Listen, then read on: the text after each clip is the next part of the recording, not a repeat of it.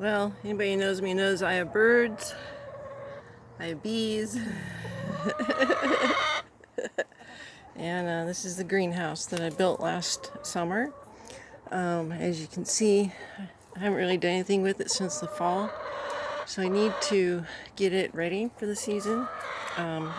This is covered in chicken manure, about 6 inches. It needed time to cure, so it's just been sitting here.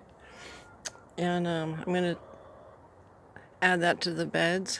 A lot of this stuff I'm just going to clean up, get rid of, and because once I finish the roof construction, a lot of these supports will actually brace off of the roof and be very sturdy.